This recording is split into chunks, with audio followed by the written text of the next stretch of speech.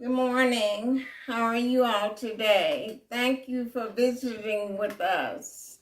Welcome to Bible study with Andre and Betty. We're continuing our studies from the book of Exodus, and we're in chapter 26. We'll be looking at the design of the tabernacle. And so the different curtains and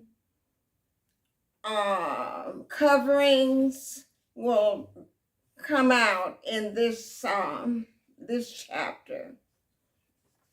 So beginning Exodus chapter 26, verse 1. Moreover, or in addition to, thou shalt make the tabernacle with 10 curtains of fine twined linen, and blue and purple and scarlet, with cherubims of cunning or artistic work shalt thou make them. So the linen curtain speaks of the righteousness of Christ. And we as believers get linen robes, or the robe of righteousness, when we receive Christ. So this tabernacle begins, the design comes from the outside, into the inside. Verse 2, the length of one curtain shall be 8 and 20 cubits, and the breadth of one curtain 4 cubits, and every one of the curtains shall have one measure or one size. The 5 curtains shall be coupled together one to another, and other 5 curtains shall be coupled one to another. And we see the details that God gives in how the tabernacle is to be designed and how it has to operate, because the tabernacle represents the presence of God. So verse 4, and thou shalt make loops of blue upon the edge of the one curtain from the selvage in the coupling, and likewise shalt thou make in the uttermost edge of the other curtain in the coupling of the second. So they're going to be coming together like drapes, and the measurements is going to be implemented. I believe it starts in chapter 36. But everything is balanced with God. Verse 7, and thou shalt make curtains of goat's hair to be a covering upon the tabernacle. 11 curtains shalt thou make. Now this curtains of goat's hair points to Jesus becoming our scapegoat, as instructed in Leviticus chapter 16, verse 8. The length of one curtain shall be 30 cubits, so it's longer, it's 2 cubits longer than the linen curtain. And the breadth of one curtain 4 cubits, and the 11 curtains shall be all of one measure. So for the curtains of linen, there are 10, and for the goat's covering, there are 11 curtains, and we're going to see what happens when the further instructions come. Verse 9, and thou shalt couple 5 curtains by themselves, and 6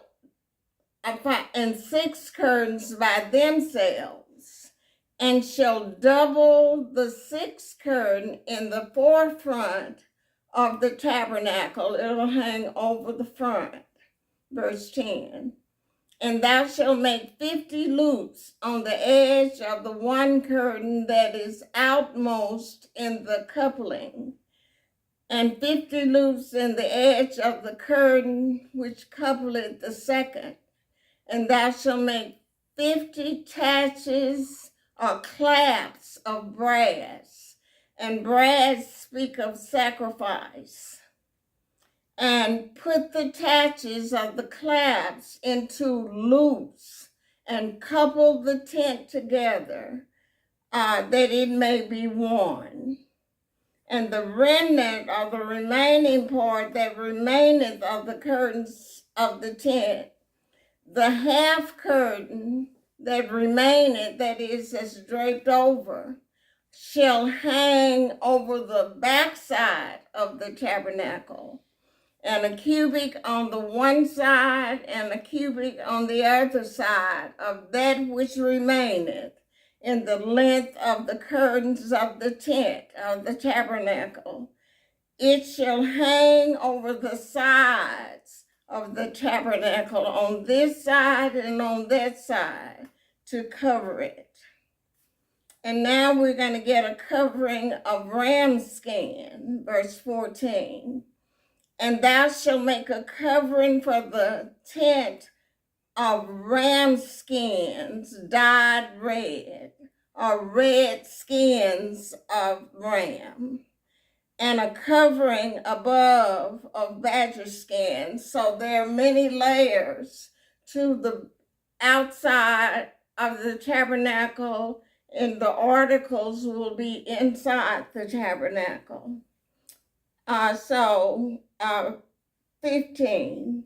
And thou shalt make boards for the tabernacle of shittim wood standing up, a type of Christ coming out of a root out of dry ground. Verse 16. 10 cubits shall be the length of a board, and a cubit and a half shall be the breadth of one board.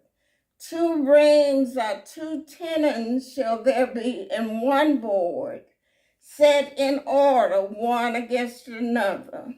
Thus shall thou make for all the boards of the tabernacle.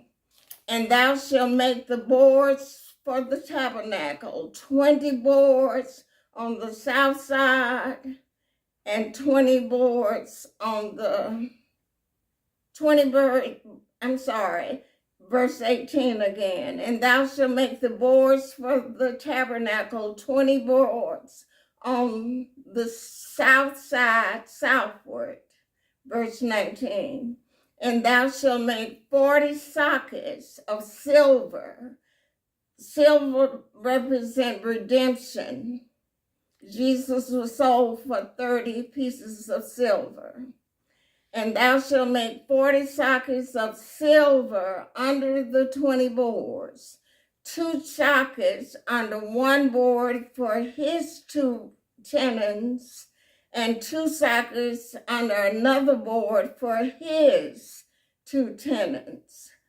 Verse 20. And for the second side of the tabernacle on the north side, there shall be 20 boards, and there's 40 sockets of silver, 2 sockets under one board and 2 sockets under another board. Verse 22. And for the sides of the tabernacle westward, thou shalt make 6 boards. So it's like a triangle when these are set in place. And they shall be coupled together beneath. That's the west side. And they shall be coupled together above the head of it, and one ring. Thus shall it be for them both. They shall be for the two corners. They shall be for the two corners, and they shall be 8 boards, and their sockets of silver 16 sockets, 2 sockets under one board, and 2 sockets under the other board.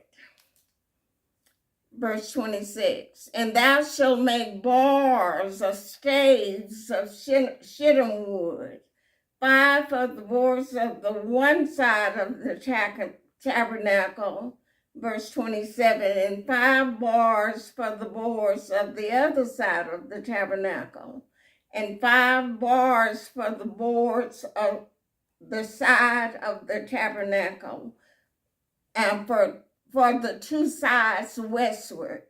So again, it's like a triangle, a base, and with the triangle going up, and that is the type of the Godhead, the Father, the Son, and the Spirit. And now, verse 28, and the middle bar in the midst of the boards shall reach from end to end. And that's like we're united to Christ. That middle bar will be like I've been united with the Lord. 29. Now thou shalt overlay the boards with gold. Gold represents, I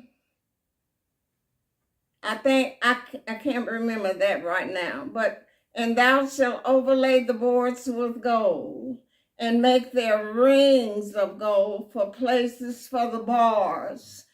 Thou shalt overlay the bars with gold.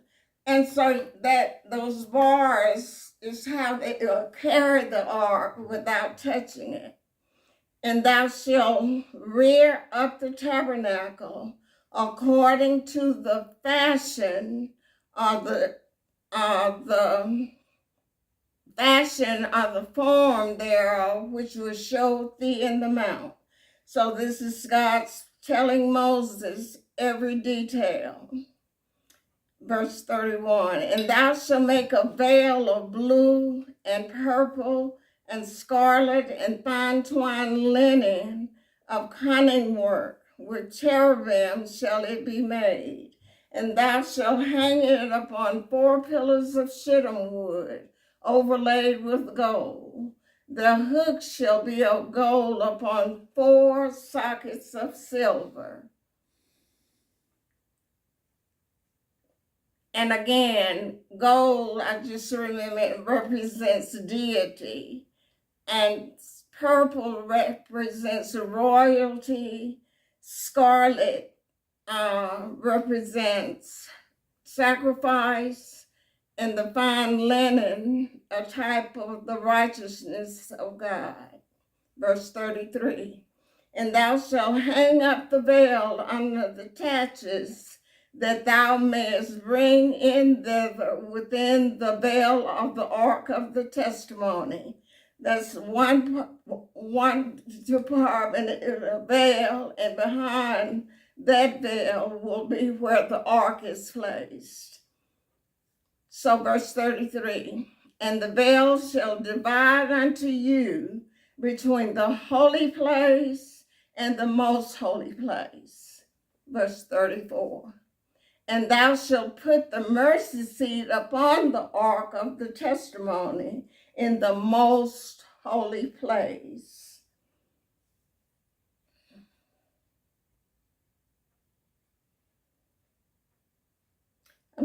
Verse 34, and thou shalt put the mercy seat upon the ark of the testimony in the most holy place. 35, and thou shalt set the table outside the veil. That's the table of shewbread, and the candlestick over against the table on the side of the tabernacle toward the south. Thou shalt put the table on the north side, so on this side and that side. And thou shalt make an hanging for the door of the tent, of blue, of purple, of scarlet, and fine twined linen, wrought, built with by needlework. Verse 37. And thou shalt make for the hangings 5 pillars of shittim wood, and overlay them with gold, and their hooks shall be of gold. Thou shalt cast 5 sockets of brass, and brass represent judgment or sacrifice. And so this tabernacle is to represent the righteousness and holiness of God in the person of Jesus Christ. And when we receive Christ, he gives us his righteousness, so we're heirs of God and joint heirs with Christ. So next time we'll look at other articles that compose the tabernacle. So you all have a great day and a great week, and I'll see you next time.